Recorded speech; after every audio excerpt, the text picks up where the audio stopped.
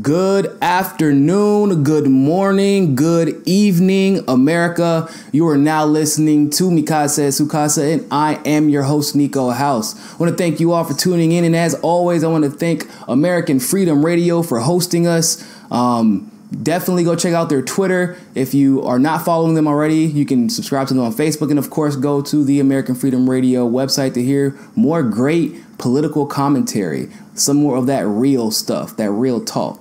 Or as we say in the Ville, real spill, if you will. So also want to give a special thanks to our affiliate, the Credit Surgeon. If you are looking to get a new house, new mortgage, new loan, take care of any type of debt, delinquent payments, and you don't want to take 3 years to have it taken care of, talk to the Credit Surgeon. You can go to thecreditsurgeons.com and you can contact them through their website.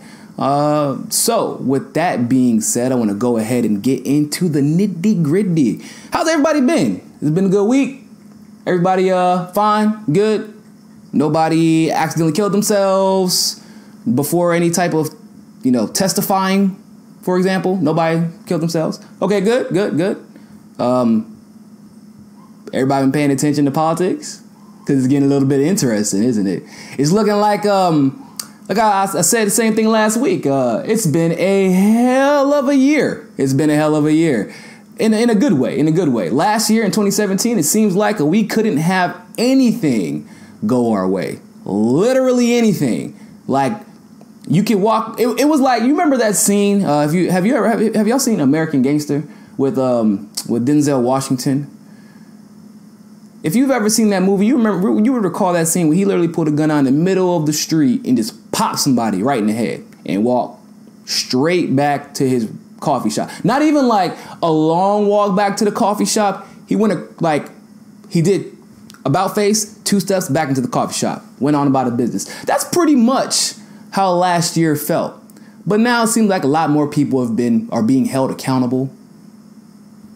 People are being indicted, which I thought that word was like some type of play, pretend word, considering that no one was getting indicted. Like, I thought it was like just at that point, it was, I don't know what the word is to describe it, but essentially nobody's getting indicted. Nobody was facing any charges for anything, and all the conversations were just hush, hush. Everything was hush, hush.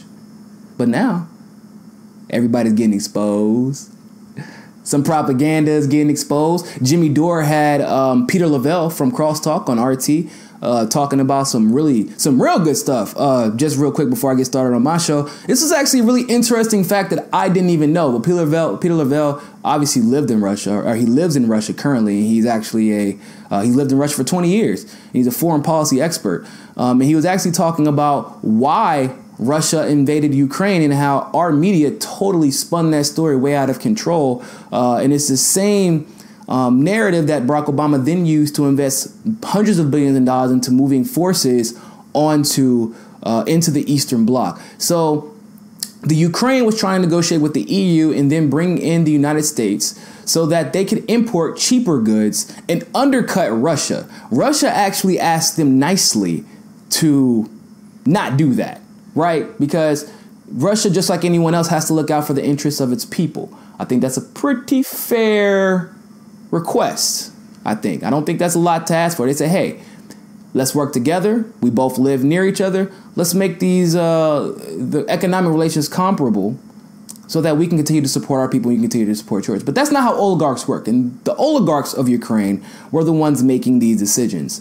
And so because of that is actually why Russia had decided to advance onto Ukraine.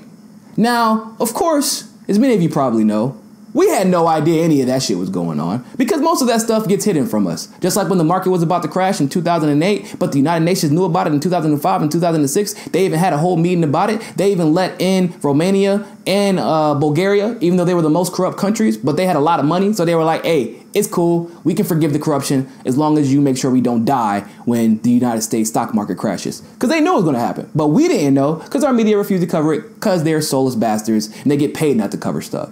So that was an interesting fact. And it really just kind of once again displays how bad the mainstream media is. in that our view of what happens in the world is greatly tailored based off of what they want us to see. And so I'm glad that we're finally breaking that mold. Now that I think everybody is here, I want to go ahead and start off with the first topic of this evening, which is Mr. Joe Biden. Sweet baby G. First of all, let me start off by saying something. Why do they want to run Joe Biden? I won't call him that. I ain't call him all kinds of fornication, like, mother fornicator. I'm not gonna call him that. But this guy is the most boring guy ever. Like, there are a lot of boring people out there. And in fact, I thought John McCain was a pretty boring fellow until you listen to a Joe Biden speech. Listening to a Joe Biden speech will put you to sleep faster than hitting the blunt mixed with whack dips in NyQuil. It's that boring. And the fact that they think that all of a sudden, this man who literally got his ass handed to him the first time he ran for election. A lot of people like my age forget that Joe Biden ran in 2008 with Obama and Hillary because he was just that unimportant that nobody remembered who he was. Literally, in my generation's mind, Joe Biden's career, for some reason, started when he became the vice president. Nobody knows why he was picked as the vice president. Nobody knows how he got there. This man was nobody until he became the vice president of the United States of America. So with that, just from a strategic standpoint, you lost. I mean, granted, your candidate was also flawed as hell, but you lost because your candidate was just uninteresting. She was lame. She tried to whip and nene on Ellen DeGeneres. She was just totally unrelatable. She walked around in astronaut suits that she called pantsuits. Like she was just whack. She was a whack candidate. She was unimpressive. She didn't galvanize anybody. So the dim solution is, you know what we'll do? We'll do it again, except for with the white guy. I'm sure that'll work this time. No, it's not going to work. Because, I mean, we can go into a plethora of reasons why. But let's just talk about this one. Let's talk about the fact that Joe Biden, in all of his dumbacity, decided to start off his campaign by saying that millennials, you know what? I don't have any empathy for you. You should just get over it. Y'all have it easy compared to how we had it. First of all, Joe Biden was a white guy growing up in the 60s, the 50s and the 60s. I'm almost 100% positive that 90% of us didn't have it as easy as he had it, comparably, if we're talking about the ability to advance themselves. Like, let's be realistic here, okay? So, not quite, I don't think you're quite relatable, Joe. So, mind you, the reason that Bernie Sanders was so successful was because what was the first thing that he did? He was smart, right? He said, hey, millennials, if you all want change, I'm here to help you reach that change. I believe in you. You need this change because the future, you're the future generation. You're kind of getting screwed right now. Come hang out with me. We were like, hell yeah, Bernie Sanders, we're on the way, bro. Like, clearly you're old enough to buy us alcohol, so we'll hang out with you. Like, I don't know, but that's pretty much what happened, right? Because of that, he brought in like boatloads of young people to go out and vote for him in a very similar way that Barack Obama did. So why in the hell did Joe Biden think that it was a great opening strategy to say that millennials are just worthless? We've put ourselves in a situation. It's because we're not fighting that we haven't gotten out of this situation. What the hell kind of... Oh, man. I'm telling y'all, I say this probably once a day. Democratic strategists have to be the worst, most overpaid dumbasses in the history of all strategists, including Republicans. See, the difference between Democratic strategists and Republican strategists is that, like, Republican strategists, even though their tactics are vile, they win elections. The problem with Democratic strategists are that their tactics are vile. They've convinced themselves at this point that they're actually Democrats, when most of them are just Republicans in disguise, because they forgot 20, 25 years ago that it was almost impossible to win as a Republican in their district. So they switched over to Democrat, but they keep trying to push Republican strategies in Democratic districts and wonder why they keep getting their ass whooped. Because they're not self-aware. They're not conscious of what's going on. They just know, this is what my old racist KKK grandpa used to do when he was Republican in the South. So we're going to do the same thing. We're just going to switch the term Republican with Democrat and go on about our business. So you start pandering about the old days and how we're so much harder. We worked so much harder than the millennials of the day. They have it so much easier. Man, if you don't listen, how about we start getting into the nitty gritty? How about we start getting into the facts? I love the facts. So whenever they start talking about how millennials just aren't productive, how about we just talk about the fact that productivity has actually grown? Not by a little bit, but by a lot. In fact, productivity has grown 5.9 times, so about 6 times more than pay has. Oh, wait a minute. Hold on. If productivity has grown 6 times more than pay, and if the pay is minimum wage is $9, it's $8-9 an hour, depending on what state you live in. What is it? I don't know. Hey, I'm not good at math. So let me just go ahead and do a little. I am not good at math. So we're going to count out loud together, okay? 8, 16, 24, 32, 40, 48. So what you telling me right now is that the minimum wage, I'm not joking, people. The minimum wage should be roughly $48 an hour. And that's if it's at $8 an hour right now. And people think that's actually insane. Remember, there are conservatives and libertarians who legitimately believe that that is an absolute insane notion. But is it? I don't think so.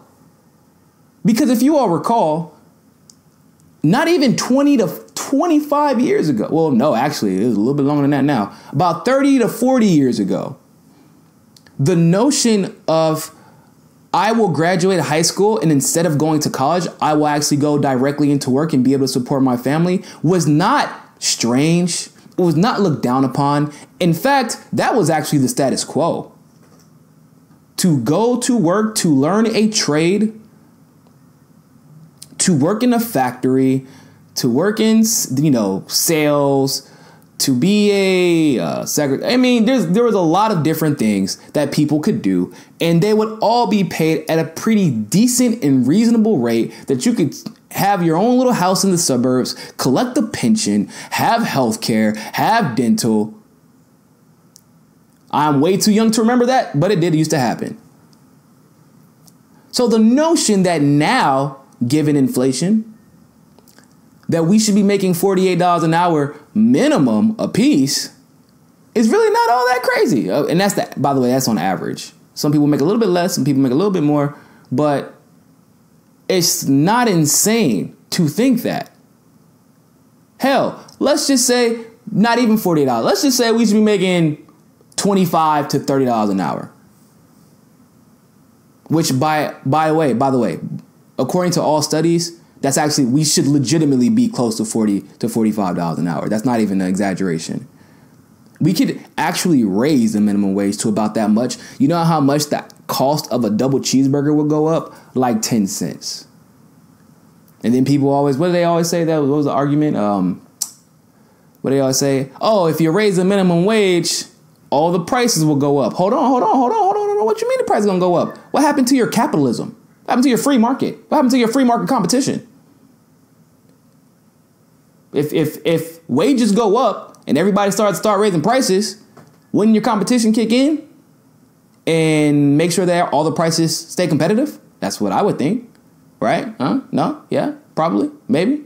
That's what's supposed to happen, but that's not what happens. Because crony capitalism, which a lot of libertarians and I guess purists in the capital and like the purists who celebrate capitalism always say they always tend to forget that in our current system, as proven by this productivity chart, they go out of their way to restrict competition. And it's actually the inherent opposite, the antithesis of what capitalism was supposed to be. Because we're not actually in a capitalist system, we're in a crony capitalist system. And if Joe Biden understood this, then he wouldn't be standing here bitching at millennials about why we can't buy a house. Bitch, how about you go buy a house on $8.99 an hour after I just got a degree that I got to pay for? Well, I worked all the way through summer to get my college degree. When you went to college, it was only $500 a semester. And that's like maybe a lot. Joe Biden, when he went to college, you know, at that time, it was only a Bedrock University. Who got that? That's a Flintstones reference because he's old as hell. But seriously, trying to compare where we're at right now economically, as far as what people my age, the millennial generation, have to deal with what Joe Biden, who was 188 years old, had to deal with, is absolutely ludicrous. It's like, for my sports fans, they'll know what I'm talking about. It's like trying to compare this era of basketball to the Bill Russell era of basketball. All the rules have changed to favor offense. All of it. So if you're born in the situation, or if you're, for example, if we're going to stick to sports, if you're born more athletically gifted, as in you're taller, you're naturally stronger because you may have had family members who played basketball, and so you inherited a lot of their gifts and their physique. If you had all the training that you could afford, I mean, this is literally basketball and economics is very similar nowadays. If you could go to the right private school, get seen by the right person, network with the right people, get seen by the right sponsor, then yeah, the new rules favor you heavily. What if none of that applies to you, but you still want to play in the same system? Then you need to get over it, because that's life. Now, the same Joe Biden is the guy who said at the end of this, and at the end of the video where he's damning millennials, he says that we need to get up and get involved. Ain't this about a bit? Y'all, didn't we just get up and get involved? I don't know. I'm a millennial. I'm on like I guess the middle. I'm a middle millennial. I'm a millennial. Okay, look, I don't know how you mix middle and millennial, but that's what I am. And last time I checked, in 2016, we were pretty damn involved.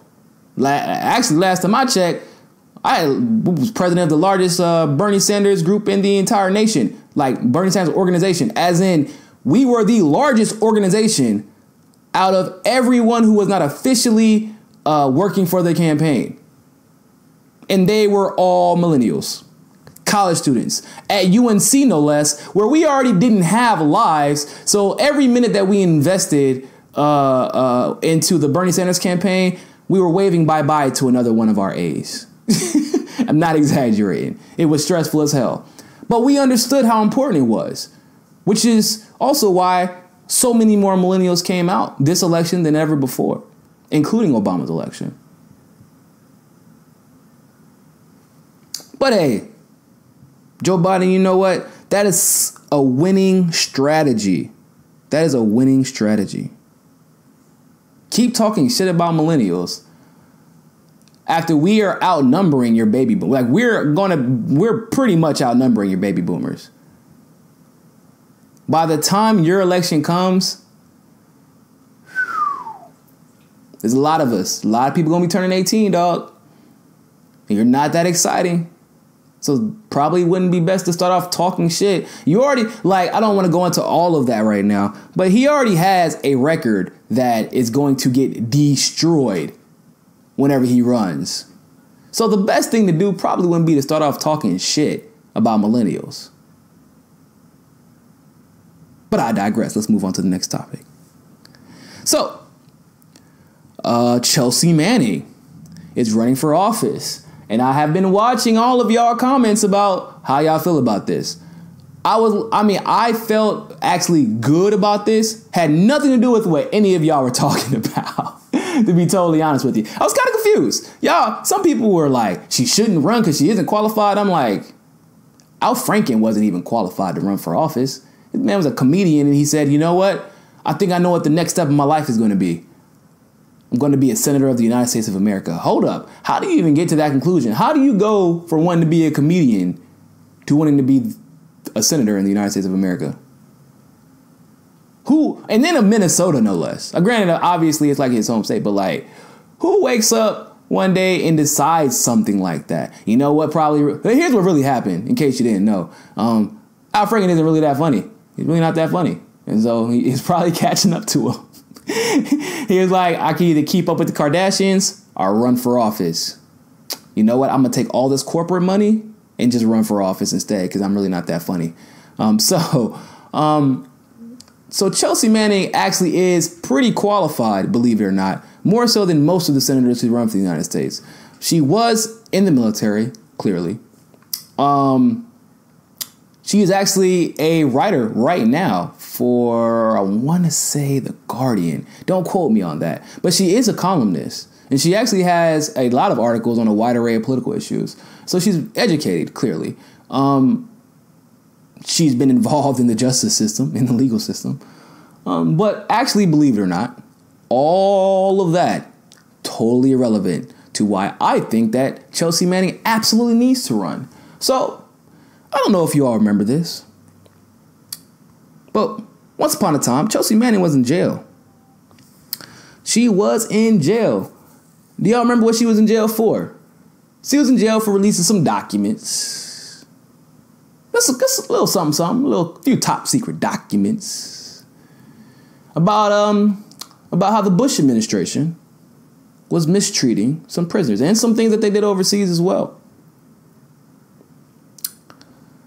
You know those documents, the documents that she released, you know where those documents went to? They went to this esteemed and prestigious organization with a track record of absolute perfection that the Democrats revered and celebrated in 2006, 2007, 2008, 2009, 2010, 2011. This organization was called WikiLeaks. Yeah, hold up, what? Oh, yeah, it was WikiLeaks. You know, the same WikiLeaks that all of a sudden their Russian bots all of a sudden worked for Putin. Julian Assange works for Putin now. All of a sudden, they're dangerous hackers that work for terrorist organizations. That same WikiLeaks. Now, here's what makes this an even more interesting story. Remember how Barack Obama exonerated Chelsea Manning not even, a year ago at this point?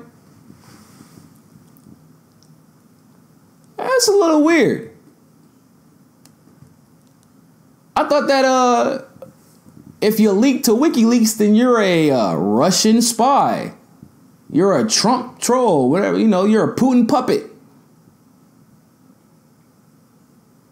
But whenever Chelsea Manning was released, it was, she did a great service to this nation. Oh, wait a minute now. So now the Democrats got some explaining to do. And I think it is going to be absolutely hilarious the moment that Chelsea Manning is addressed publicly about what happened to her and why she was put in jail and why she was released and who she released those documents to. And then the Democrats are going to have a lot of explaining to do when she says, yeah, When I release these Democrats, I remember ex-senator and ex-congresswoman and ex-congressman from the Democrats were all trying to fight for my release because what they said what I did was patriotic. They said I should not have been punished for that, to such a degree that even Barack Obama agreed, who was also a Democrat, the same Democrat who was also trying to blame Russia for what happened during the election, trying to say that WikiLeaks and Russia was connected. All of a sudden, they don't like WikiLeaks anymore. All of a sudden, WikiLeaks is Russian, which is really weird because they release a lot of documents on Russia too. The Russian oligarchs do not like Julian Assange, people. Julian Assange has actually gotten the Russian oligarchs in trouble with the Kremlin a lot. So what happens next? Well, that remains to be seen. But what I would like to see happen is that Chelsea Manning comes out and exposes the Democratic Party for exactly what it is. And they have to, because they can silence Julian Assange, but Chelsea Manning has a different type of platform. I think we would agree on that. What are the Democrats going to do? And they tried it. They're actually trying it right now. The Democrats, if they attack a transgender woman who they let out of jail because they believe that she was vindicated, because you all understand how important what Chelsea Manning, if she was the reason that George Bush and Dick Cheney can't leave the country anymore. Do you understand that, people? What she did was revolutionary, to say the least. That's probably an understatement. Chelsea Manning is a damn hero. And she sacrificed a lot to be where she's at. So to pretend like the Democratic Party is now trying to do that, she is all of a sudden unqualified. I mean, the attacks on Chelsea Manning have been kind of ridiculous. But they're doing it right now because if they do it in the spotlight, ooh, after all the identity politics they played at this point, can't do that. Can't do that and get away with it anyway. I would say at this point that Maryland should be extremely happy to have someone like Chelsea Manning running for office. Actually, think about the attacks that she's about to receive. Seriously. What are you going to argue? Like, what is what's your campaign ad going to look like against her? Do you really want this woman who exposed war crimes and got 2 war criminals in trouble for exposing the way they were treating prisoners in violations of human rights in the Geneva Convention? Do you really want someone like that in the Senate holding other people accountable, just like she did George W. Bush and just like she did Dick Cheney? Yeah, that's exactly what we want. Where do we sign up? Can we go vote? Can we drive to Maryland and vote for her too? I would love that, actually. Can we please have someone who we can trust to tell the truth, even if it means sacrificing their own brand, their selves, their time, their freedom, to make sure that crimes are exposed? You're asking how we can vote for altruism? We've been waiting for an option. I'm sure Maryland has as well. So I believe that it is an absolute must that Chelsea, because I was kind of like trying to figure out like where I stood, because it wasn't that I didn't like Chelsea or anything like that. I think she's pretty cool. She seems like a very, very positive person. But I wanted to make sure that it wasn't a gimmick. I wanted to make sure that it wasn't for attention, because I do consider Chelsea at this point a celebrity still, because that's just kind of like what she's kind of fallen into, in my opinion. But not in a bad way. Not in a bad way. But you have to make sure that people are doing things for the right reasons. And one of the easiest ways, really fast,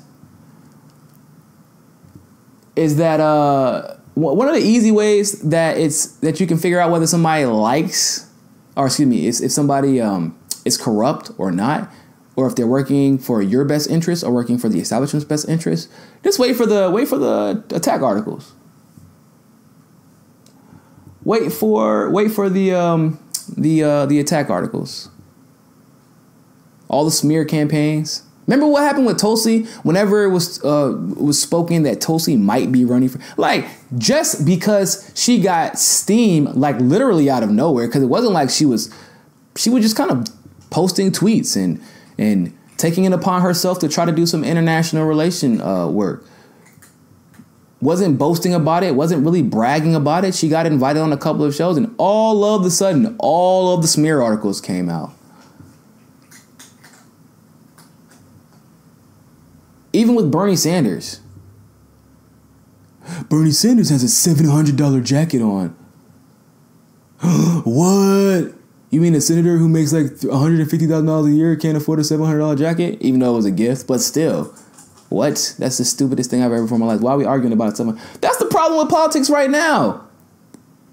I saw a post on Facebook where Occupy Democrats was trying to have a debate about whether or not Trump is actually 6'2" or not, because he was standing beside Barack Obama, and Barack Obama is 6'1", and that was a legitimate argument on a post that got a bunch of reactions.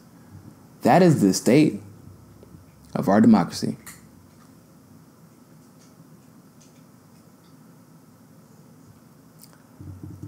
I do not.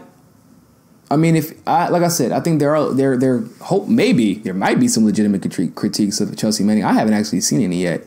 I think she deserves a chance, and because the establishment has spent money attacking this woman. I mean, also, she did sacrifice her freedom just so other people could have legitimate human rights, and that we would stop violating war treaties. I think that's pretty good reason to believe that she's probably going to do the right thing whenever she's going to do the right thing even when it's not convenient for her. And that's a very, very, very rare quality for pretty much anybody in politics nowadays. I think we can all agree on that. Jilly Love on YouTube said the CIA will not be happy. Yeah, that's not a joke at all. The CIA is going to be pissed. They're already pissed. So, yeah, I totally agree with that. I think there's going to be the DNC defunded her apparently too. I did not know that.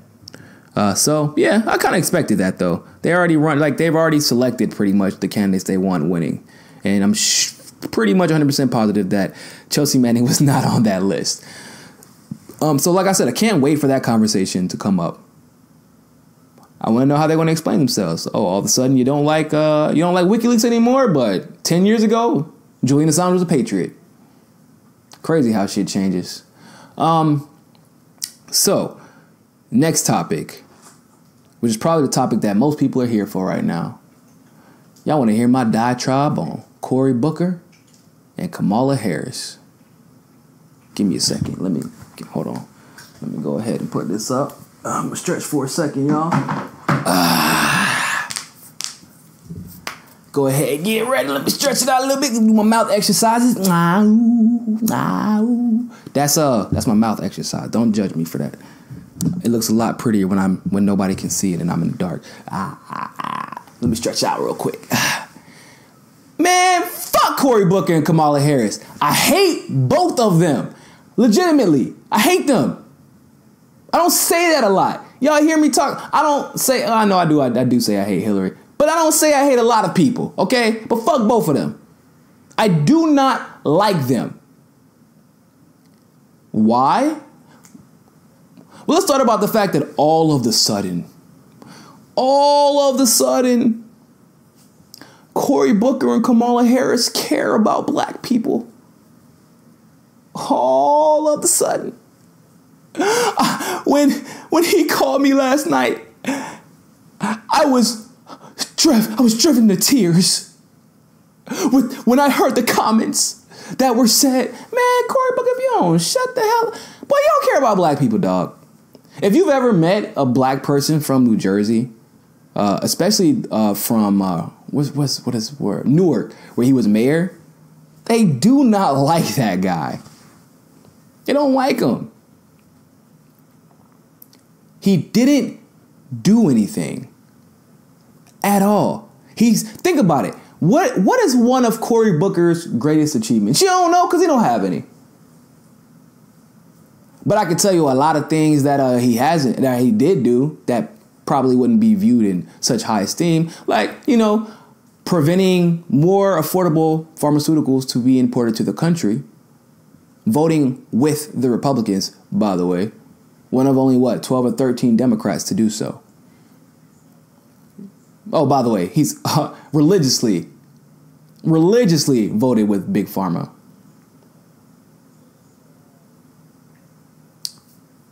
Or the fact that all of a sudden he cares about what goes on in Haiti. All of a sudden he cares about what's happening in Africa. All of a sudden he cares about our Muslim and Sikh brothers and sisters. Boy, where the hell was you at whenever Barack Obama was literally Barack Obama and everybody? Cory Booker is a snake. He is a snake. Not only is he a snake, he's a snake with no significant achievements. You know how Barack Obama will Affordable Health Care Act is not good, but at least he can be like, yeah, this is what I fought for. Even Hillary would say things like, or could claim things like, I tried to fight for universal health care for children whenever I was the first lady. Things like that. Cory Booker ain't got nothing like that to say. He literally has done nothing. I don't even know how he keeps getting elected to office at this point. I know the state's not that big, but damn. And then, Kamala Harris, she's worse. We ain't never even heard your name before 6 months ago. We didn't even know who the hell you were. I still don't know where you came from. I mean, I know she's from California. I know her background. What I'm saying is, who the hell are you? You've not done anything of any significance in the legislature since you've been there. And now it's, Cory Booker and Kamala Harris for 2020 because they can say that black people hate when people are racist. I don't give a we know that. If you don't know by now that black people get pissed off when people say racist things, then you're behind the power curve, people. I don't need Cory Booker or Kamala Harris to stand up there and argue with a person who clearly does not give a shit about what you're talking about how much black people hate it when people say racist things. I think it's pretty widely understood at this point that black people hate racist shit. I think most people hate racist shit. But standing up there and whining about racism does not give me or anybody in this country universal health care, does not give me or anybody in this country a fair and livable wage. It is not end the crony capitalism in this country. It does not draw nearer the wage gap. It does not revive any of those people that were being bombed and that are currently being bombed still in these Muslim dominant countries. But all of a sudden you care about Muslims.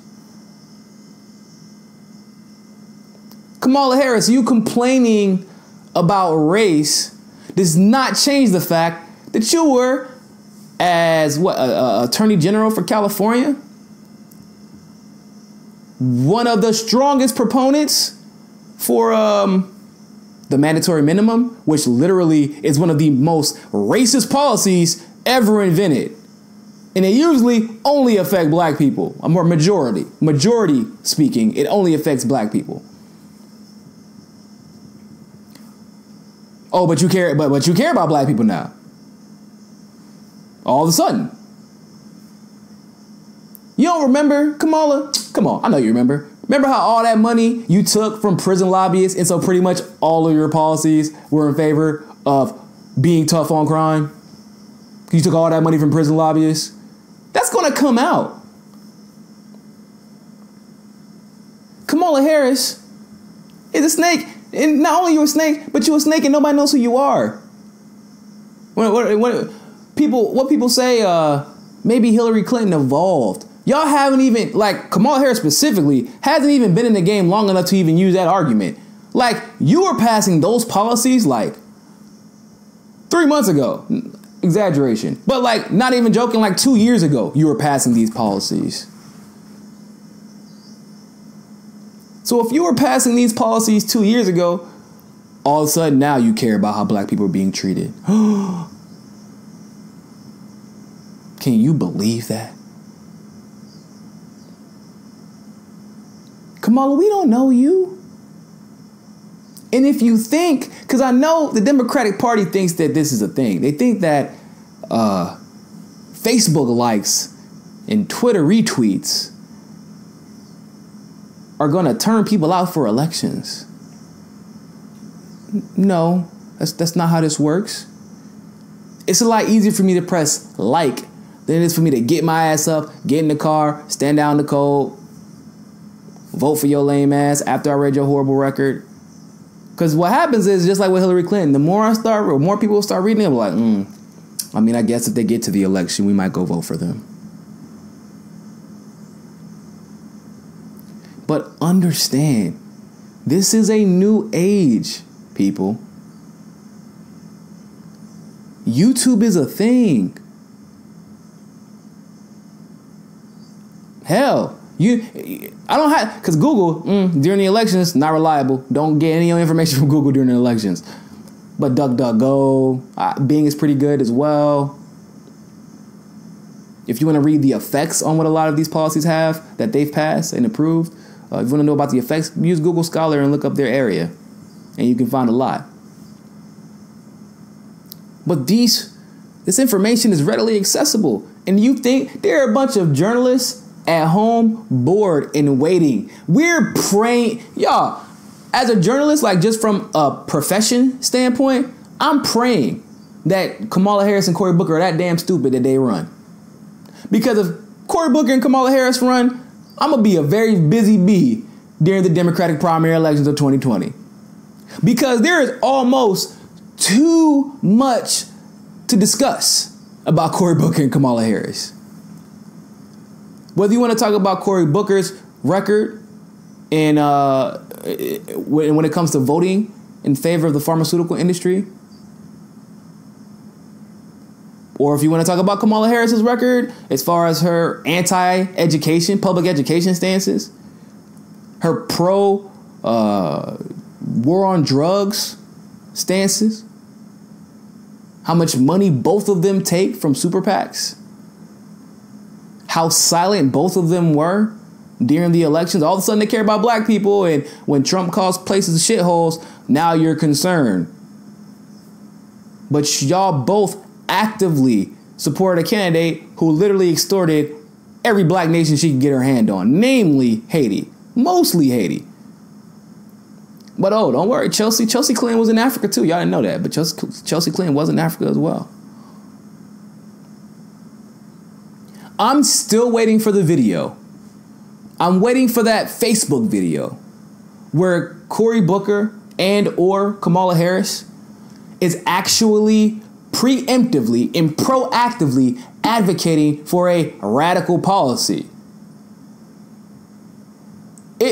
Like, I don't care if you can react to something that the media covers, like whenever the Trump care passed, and all of a sudden, that's whenever Cory Booker and Kamala Harris wanted to be all up in the camera talking about healthcare. We need to protect the ACA. Well, what about universal healthcare? Whoa. Hold on, people. That's not what I came here to talk about. I just came here to bash Trump. Y'all asking me to talk about things that I don't want to talk about. I don't feel comfortable talking about this. Y'all know I got my lobbyists back here watching me. I just came out here to complain about Trump and then leave the building. That's all I wanted.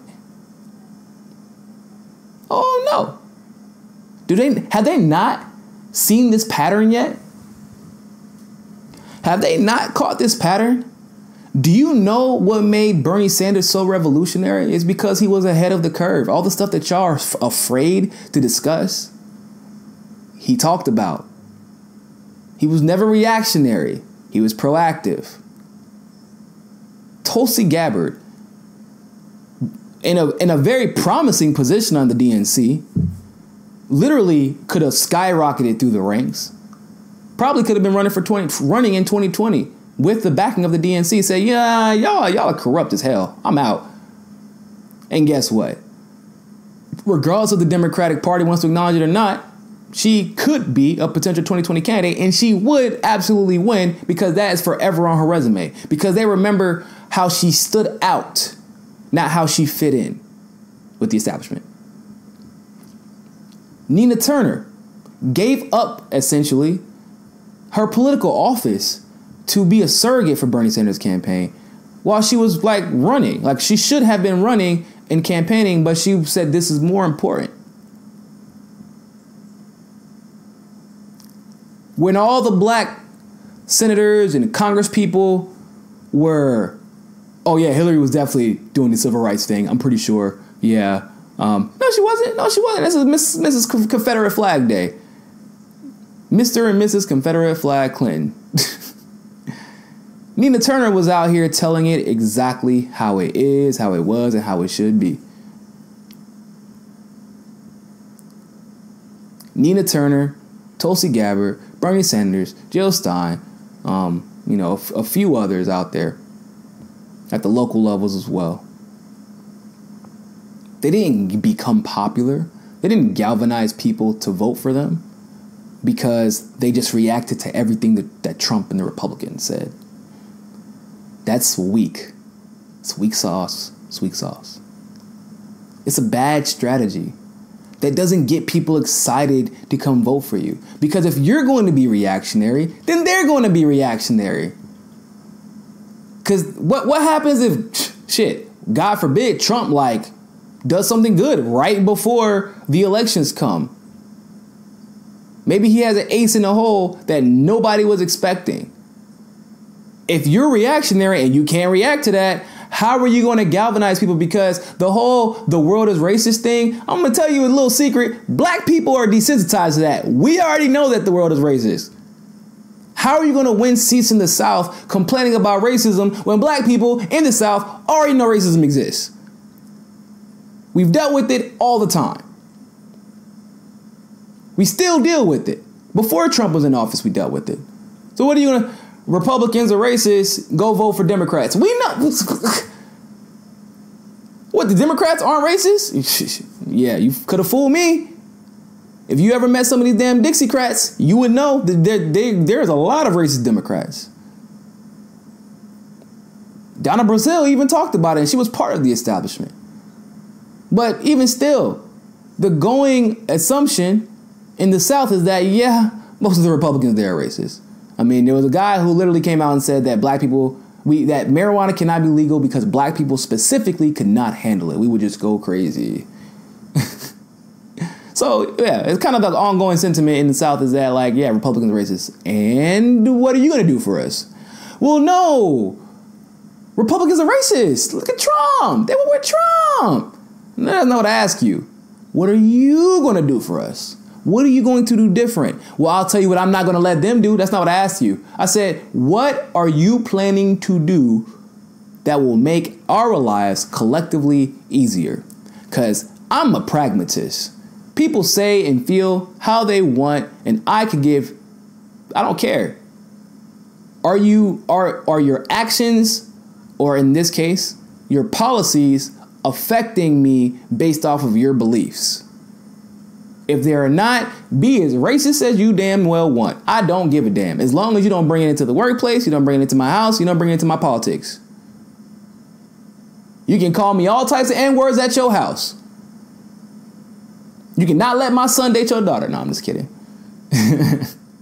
But if you're a Democrat and you're crying wolf with the racism thing, and you're not introducing policies that in a secular diplomatic way isolates things that could be taken as racist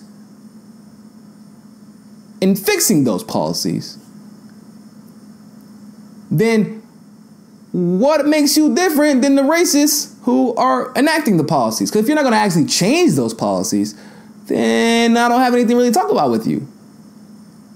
For example, Joe Biden was one of the people who authored the crime bill, the initial crime bill that like kind of screwed us.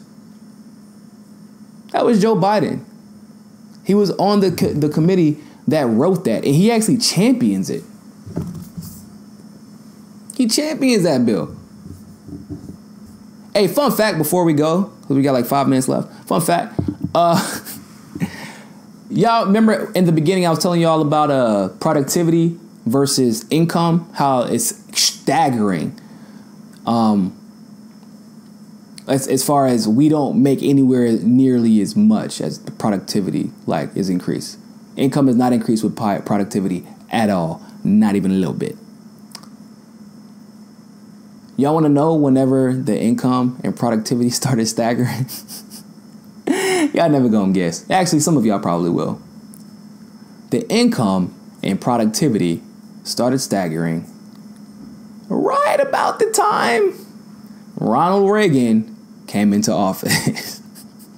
Mr. Trickle-Down Economics himself. Right about that time. Yeah. Coincidence though, I'm sure. Right? Hey, capitalism works. That's why income inequality is so high. Because capitalism works. That's why homelessness is at an all-time high. Because pure capitalism works. You know how many homeless active duty military members we have right now? Like 0. Why? Because democratic socialism actually works. And for some, we allocate a whole budget to the military. Oh, no. You know how much of that defense budget goes to the actual soldiers, to the personnel? Like 0.05% or something like that. It's despicably small, people. Despicably small. Military pays their taxes. We get food. We get lodge. We get health care.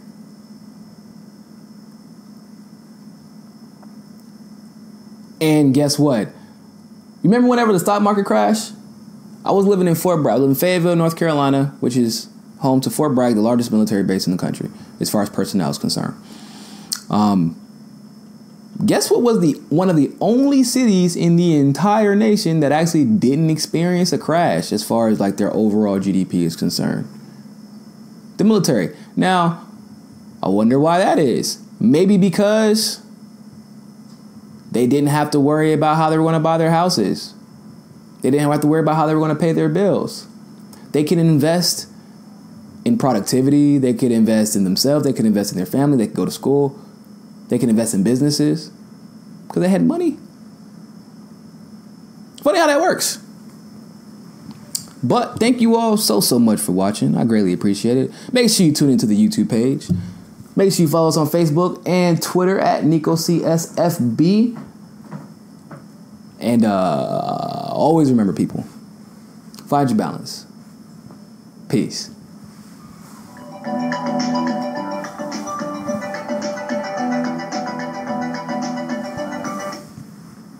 All clear. I think we